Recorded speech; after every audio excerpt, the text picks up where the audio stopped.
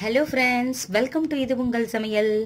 இன்னைக்கு தக்காளி அவியல் எப்படி பண்ணலாம் அப்படின்னு சொல்லிட்டு பார்க்கலாம். இது ரொம்ப ரொம்ப சிம்பிளுங்க. ஆனால் என்ன, காய் தான் கொஞ்சம் கிடைக்கணும். தக்காளி எவ்வளோக்கு எவ்வளோ காயாக இருக்கணுமோ அவ்வளவுக்கு அவ்வளவு காயாக இருந்தால் ரொம்ப ரொம்ப நல்லது. ஸோ அந்த காயை வச்சு எப்படி ஈஸியாக நம்ம 5 மினிட்ஸில் இதை பண்ணலாம் அப்படின்னு சொல்லிட்டு வாங்க பார்க்கலாம். தக்காளி காயாக இருக்குது, அதை வச்சு என்ன பண்ணுறதுனே தெரியலை அப்படின்னு நீங்கள் நினச்சிங்கன்னா கவலையே படாதீங்க. இந்த ரெசிபி நீங்கள் ட்ரை பண்ணி பாருங்கள், ரொம்ப ரொம்ப நல்லாயிருக்கும். இதுக்கு எந்த அளவுக்கு காய் தட் மீன்ஸ் தக்காளி காயாக இருக்குதோ அந்த அளவுக்கு ரொம்ப ரொம்ப நல்லது. இது பாருங்கள், நல்ல காய், பழமே இல்லை பாருங்கள், நல்லா தட்டிமனாக இருக்குது. ஸோ இந்த மாதிரி தான் இருக்கணும் இந்த ரெசிபிக்கு. ஸோ இதை பாருங்கள், ஃப்ரெஷ்ஷாக அப்படியே பறிச்சிட்டு வந்தது, இதுலேருந்து செடியிலேருந்து பறிச்சிட்டு வந்தாங்க கிராமத்துலேருந்து. இப்போ இதை கட் பண்ணிவிட்டு நல்லா வாஷ் பண்ணிடலாம். கட் பண்ணிவிட்டு உங்களுக்கு காமிக்கிறேன். நல்லா கட் பண்ணியாச்சு. ஒரு 3 தக்காளியை இந்த மாதிரி குட்டியாக கட் பண்ணியிருக்கிறேன். ஒரு 2 தக்காளியை பாருங்களேன், பெரிய பீஸை இந்த மாதிரி கட் பண்ணியிருக்கிறேன். ஸோ இது நல்லாயிருக்கும், கொஞ்சம் கரையாமலும் நல்லாயிருக்கும். அதனால தான் அப்படி கட் பண்ணியிருக்கிறேன்.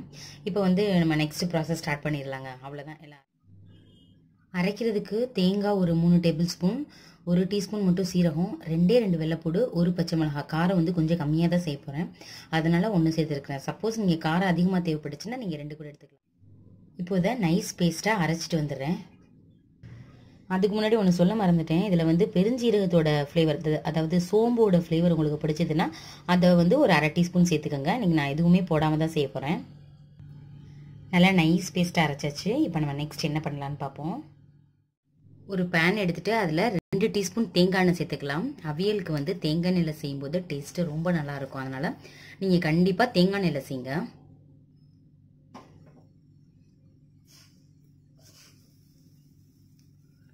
கொஞ்சமாக கடுகு,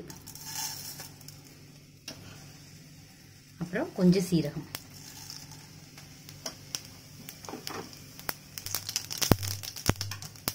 நல்லா வெடிச்சிருச்சு. இப்போ கட் பண்ணி வச்சிருக்கிற அந்த தக்காளியை சேர்த்துடலாம்.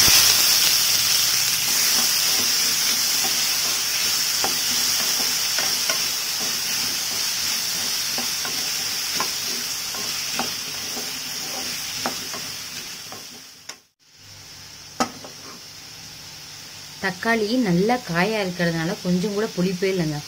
ஸோ நீங்கள் மற்ற காய்கறிகள் சேர்க்குற மாதிரி தான், அதே டேஸ்ட்டில் தான் அது வரும்.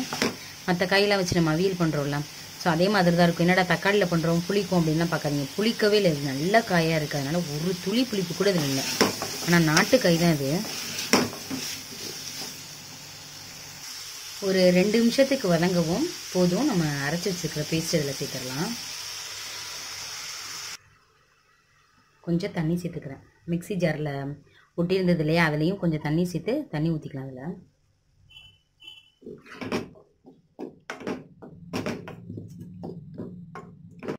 இந்த டிஷ்க்கு தேவையான அளவு உப்பு சேர்த்துக்கலாம்.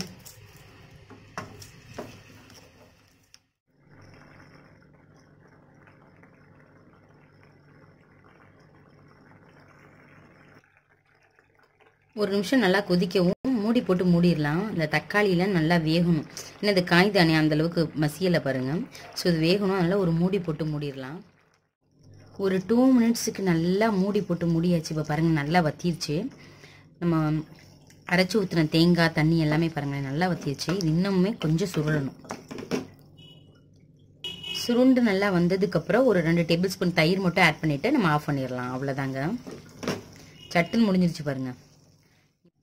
தக்காளியை நீங்கள் வச்சுருக்கிற கரண்டியால் அப்படி லைட்டாக ப்ரெஸ் பண்ணுங்கள், அந்த கட்டாகுது பாருங்கள். ஸோ இதுதான் பக்குவம். ஸோ இந்த ஸ்டேஜில் நீங்கள் ஆஃப் பண்ணிடலாம்.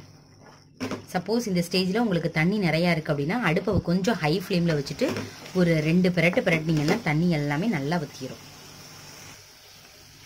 இறக்க போகும்போது கொஞ்சமாக பெருங்காயத்தூளுங்க, ஒரு பிஞ்ச் மட்டும் போதும்.